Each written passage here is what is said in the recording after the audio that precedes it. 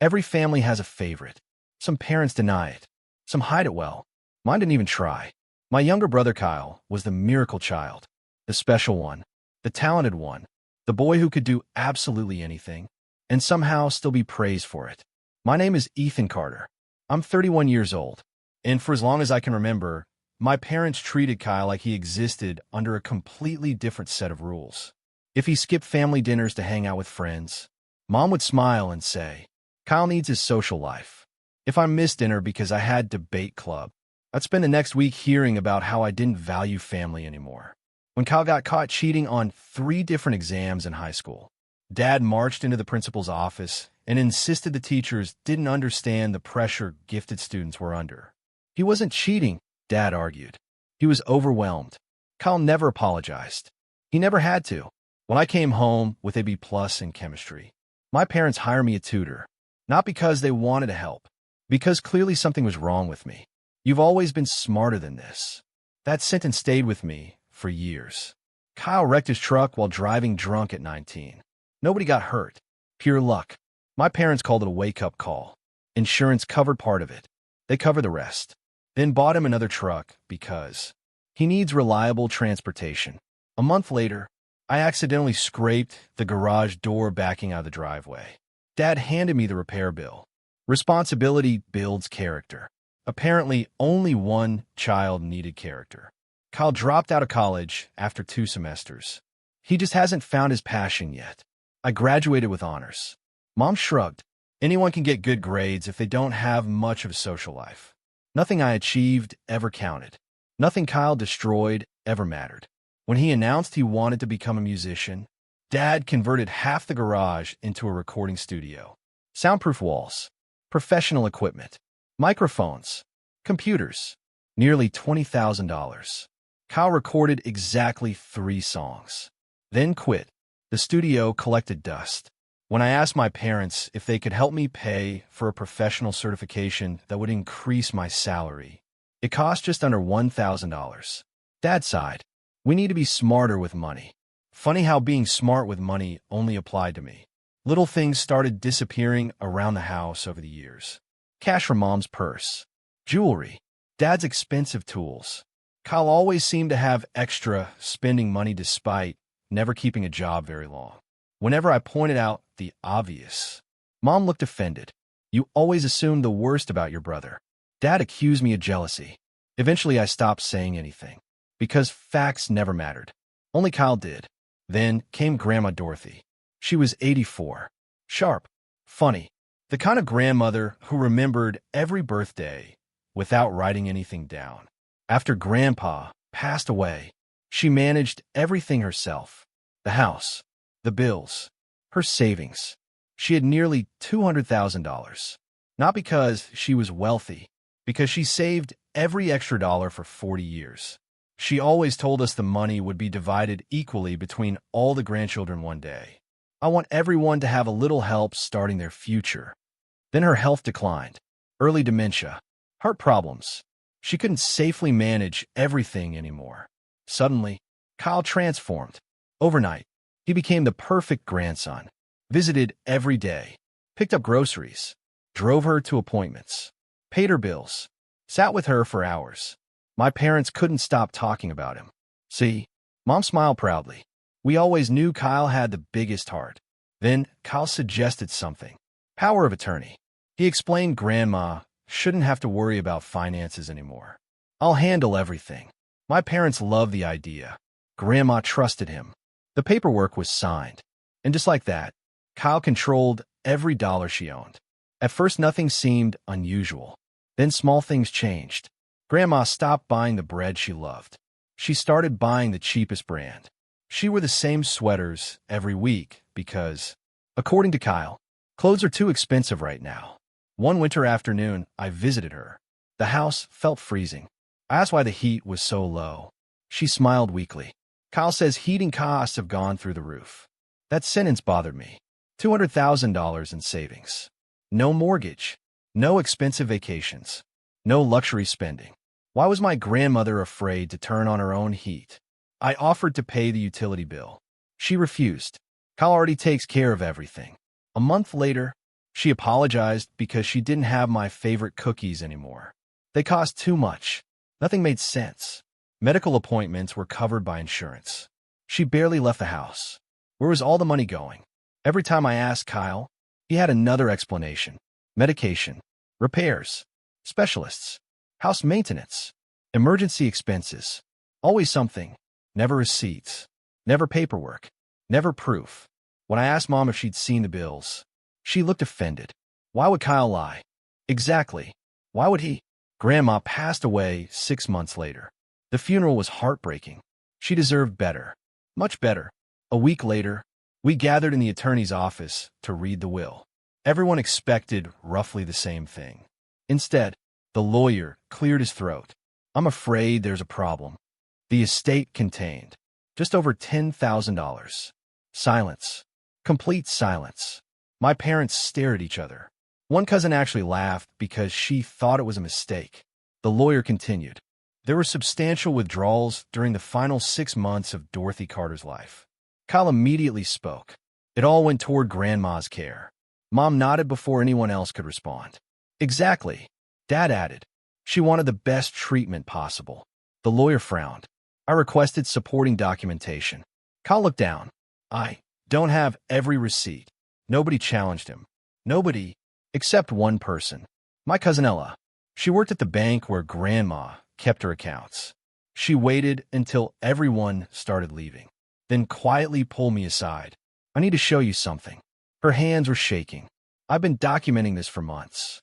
I frowned. Documenting what? She looked around to make sure nobody could hear, then whispered the sentence that changed everything. Kyle wasn't spending Grandma's money on Grandma. She opened her folder, and the very first bank statement made my stomach turn. $50,000. Transferred from Grandma's account into Kyle's personal account.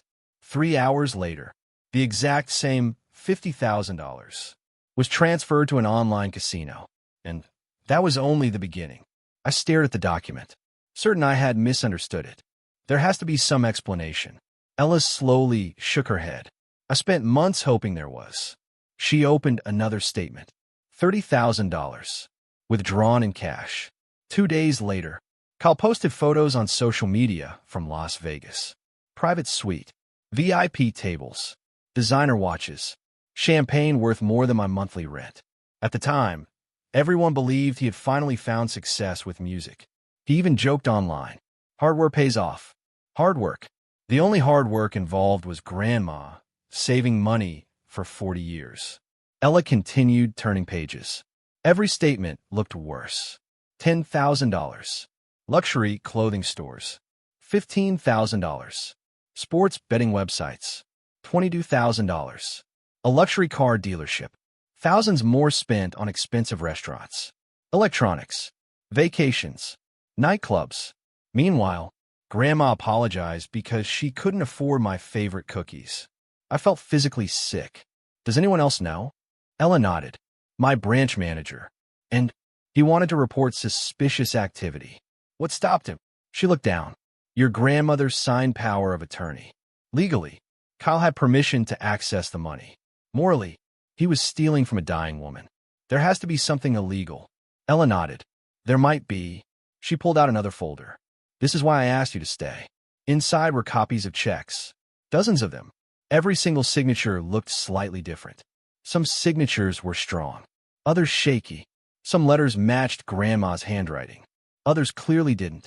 I showed these to our fraud department. My heartbeat accelerated. What did they say? They couldn't prove forgery, but they believed someone else might have signed several checks. I immediately thought of Kyle. Then something else hit me. Wait, I looked up. If you suspected fraud months ago, why didn't you tell anyone? Ella's face filled with guilt. We're not allowed to disclose customer information.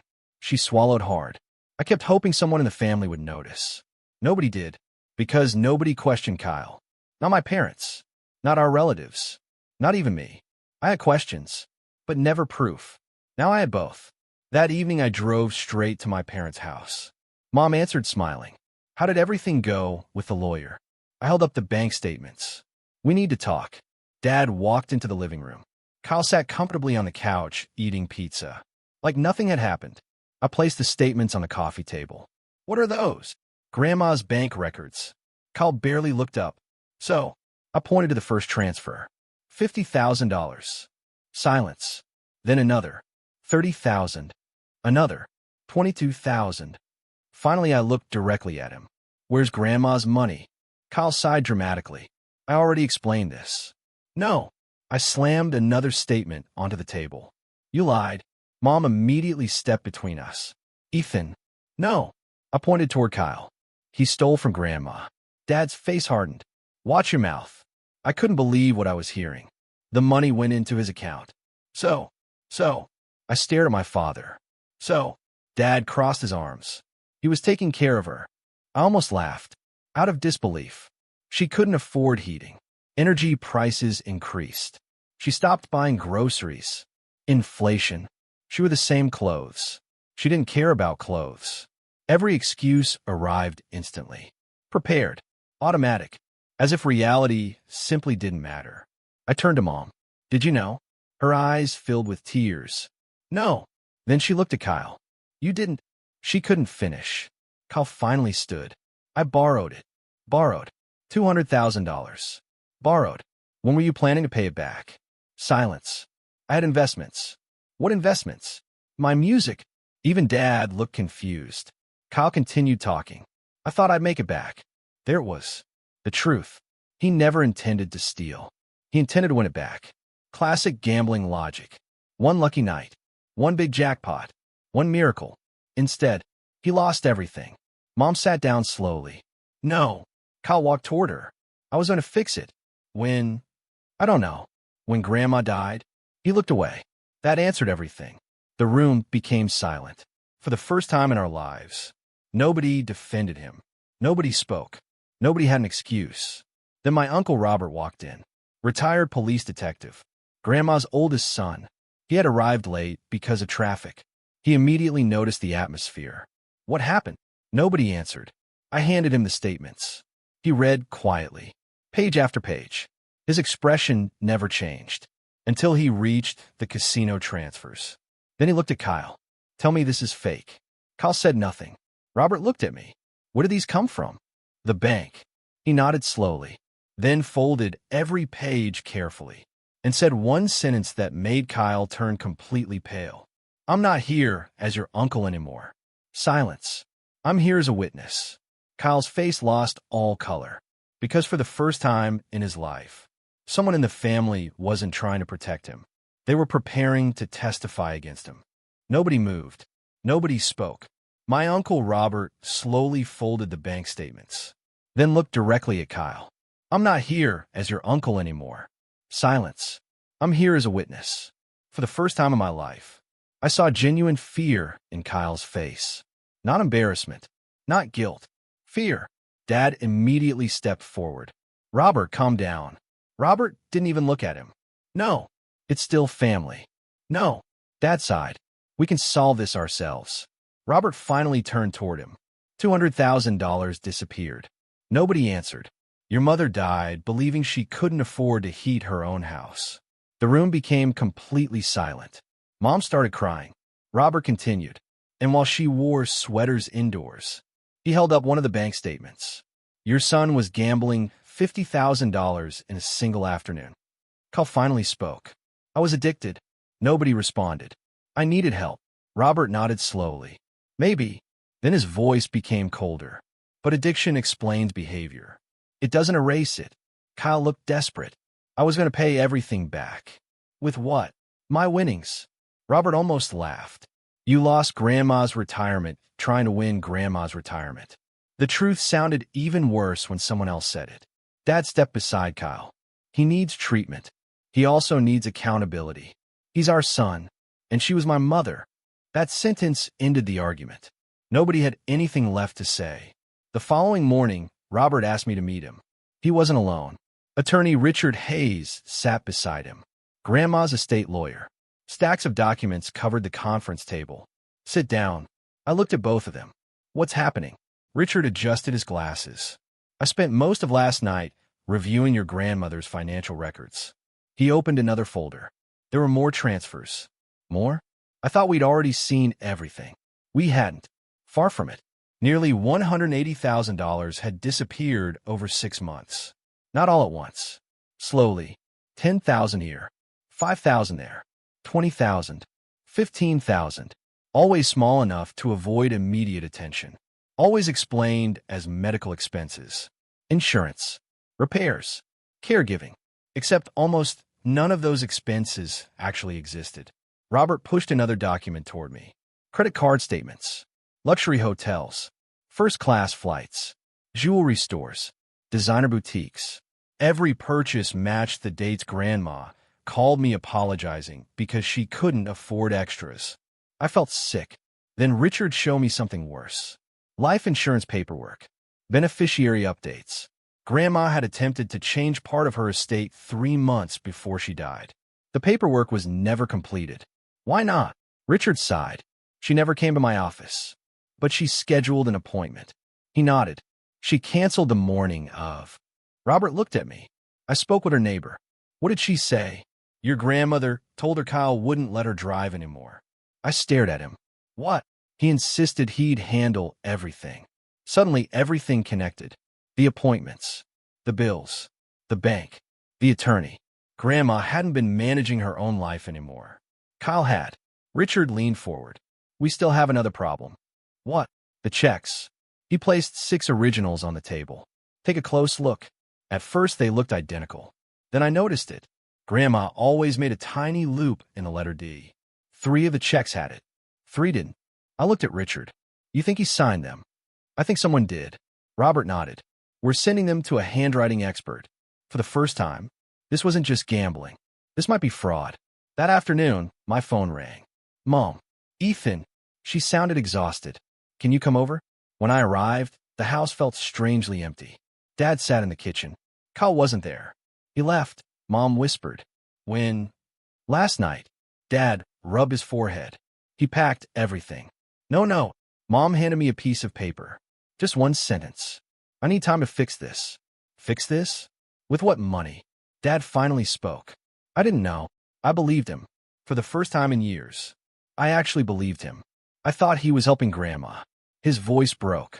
I trusted him. Mom cried quietly. I kept defending him. Nobody said anything, because there was nothing left to defend. Then my phone buzzed. Ella, you need to come to the bank. What happened? You were right. About what? The signatures. My stomach tightened. Our fraud department finished reviewing the checks. I grabbed my keys. What did they find? She paused, then quietly said, They're almost certain your grandmother didn't sign at least 7 of them. I froze. 7 forged checks. 7. That wasn't poor judgment. That wasn't addiction. That wasn't borrowing. That was a crime. And somehow, the nightmare still wasn't over. Because an hour later, Kyle's gambling account sent investigators something nobody expected. A complete record of every dollar he had lost. And one transaction on that list made Uncle Robert immediately pick up the phone and call the police. I arrived at the bank 20 minutes later. Ella was already waiting. She looked pale, more nervous than I had ever seen her. Without saying a word, she led me into a private conference room. Uncle Robert and attorney Richard Hayes were already there. On the table sat a thick stack of documents. Robert looked up. They sent everything. What everything? Ella swallowed. Kyle's complete gambling history.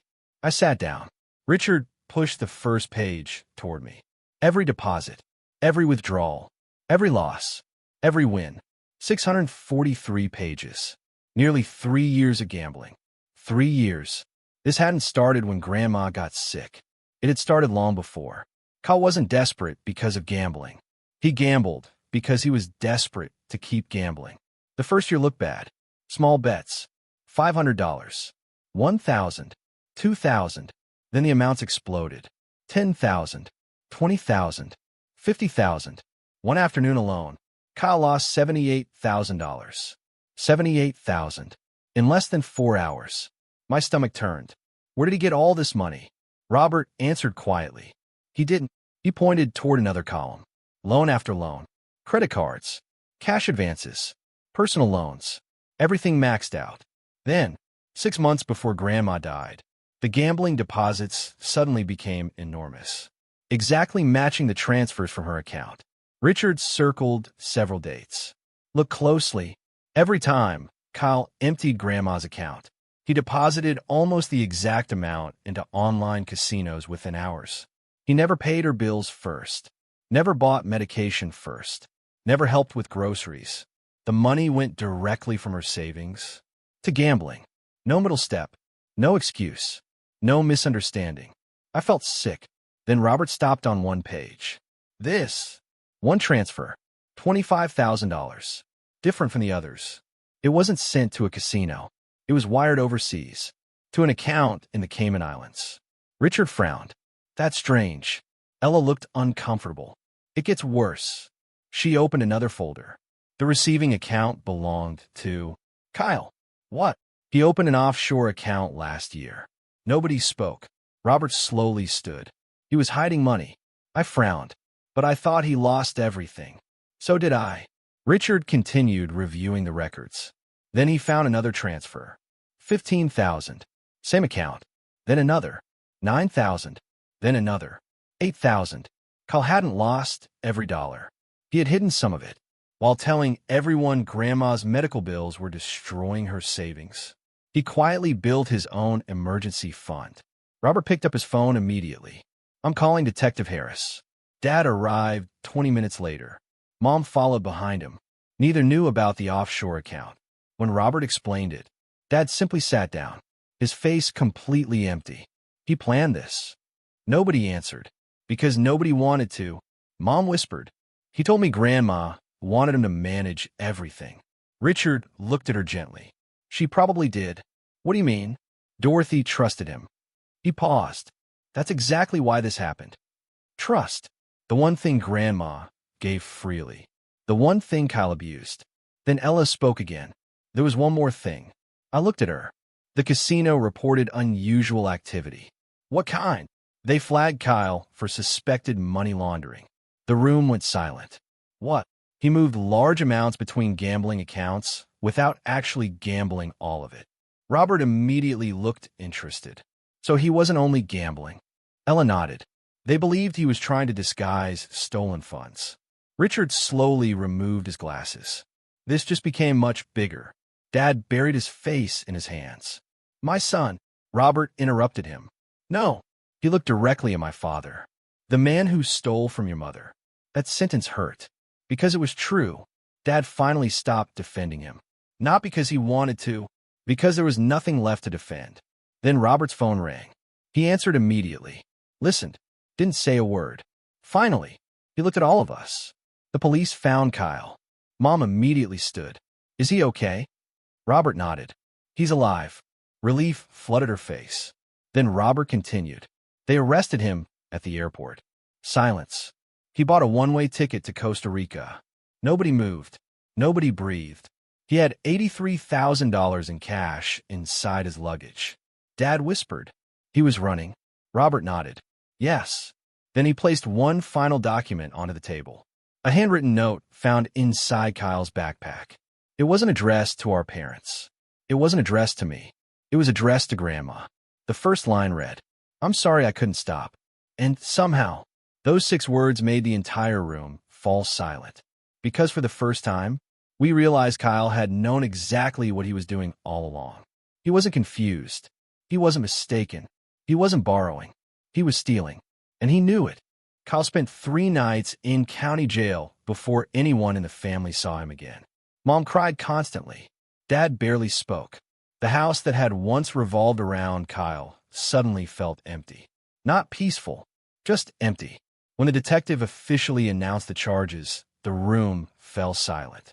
Financial exploitation of a vulnerable adult. Forgery. Wire fraud. Theft by deception. Money laundering. Attempted flight to avoid prosecution. This wasn't one mistake. It was an entire pattern. Months of planning. Months of lies. Months of stealing from the woman who loved him most. The court denied bail. Not because Kyle had a criminal record. Because he had already tried to leave the country. The judge looked directly at him. You were arrested carrying over $80,000 in cash and a one-way international ticket. Kyle lowered his head. I was scared. The judge answered calmly. So was your grandmother. That sentence spread through the courtroom. Even Kyle couldn't respond. The trial began 4 months later. The courtroom was packed. Family members, reporters, bank investigators, former friends, people who couldn't believe someone had stolen nearly everything for his own grandmother. I sat beside my parents. Mom looked exhausted. Dad had aged 10 years. Neither of them tried to defend Kyle anymore. I think reality had finally caught up with them. The prosecution started with something simple. Photographs. Grandma sitting in her living room wearing 3 sweaters because she believed heating was too expensive. Then grocery receipts. The cheapest bread. The cheapest soup. Expired coupons. Store-brand medicine. Meanwhile, on another screen, the prosecutor displayed Kyle's purchases from the exact same week. A $12,000 watch. VIP casino reservations. Luxury hotel suites. Designer sneakers. Champagne. Private gambling rooms. The contrast was unbearable. The prosecutor looked toward the jury. While Dorothy Carter believed she could no longer afford basic necessities, he pointed toward Kyle. The defendant spent her savings trying to become rich. Then Ella testified. She explained every suspicious transfer, every unusual withdrawal, every internal fraud report, every attempt the bank made to verify unusual activity. One juror actually shook his head while listening. Then came the handwriting expert. He placed in large signatures on a screen, line by line, letter by letter, curve by curve. 7 checks, 7 forged signatures. His conclusion couldn't have been clearer. These signatures were not written by Dorothy Carter. Kyle stared at the table. He never looked up. Then Uncle Robert testified, not as family, as a retired detective. He explained how financial exploitation usually works, how elderly victims slowly lose independence, how trusted relatives gain complete control, how victims often never realize they're being robbed. Finally, he said something that made the courtroom completely silent. Dorothy Carter didn't lose her savings because she trusted a stranger. He looked directly at Kyle. She lost them because she trusted her grandson. Even the judge remained silent for several seconds. Then came the final witness. My father. I honestly didn't think he would testify, but he did. He slowly walked to the witness stand, raised his hand, took the oath, and sat down. The prosecutor asked only one question. Mr. Carter, he paused. Did you believe your son was using Dorothy Carter's money for her care? Dad's voice barely worked. Yes. Were you wrong? A long silence. Then my father looked toward Kyle for the first time since the trial began. Tears filled his eyes. Yes. Another silence. I was completely wrong. Then he said something I never expected to hear. I spent my entire life protecting him. His voice cracked, and I forgot to protect my mother. Mom covered her face and cried. Kyle finally looked up. Dad. But Dad wasn't finished. I told Ethan he was jealous. I told everyone Kyle had a good heart. He shook his head slowly. I was blind. The courtroom stayed silent because everyone understood. This wasn't just about stolen money. It was about years of favoritism, years of excuses, years of refusing to see the truth. Finally, Kyle took the stand. Against his attorney's advice, the prosecutor asked him directly, did you transfer your grandmother's money into your gambling accounts? Yes. Did you forge her signature? Silence. Then, yes. A murmur spread through the courtroom. The prosecutor continued. Did your grandmother know what you were doing? Kyle immediately answered. No. That single word destroyed the entire defense. No confusion.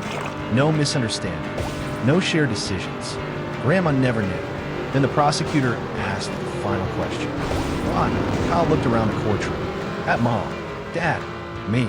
Then quietly said, because I thought I could win it back before anyone noticed. The room became completely silent. Not because the answer was shocking, because it was pathetic. Everything. His grandmother's life savings.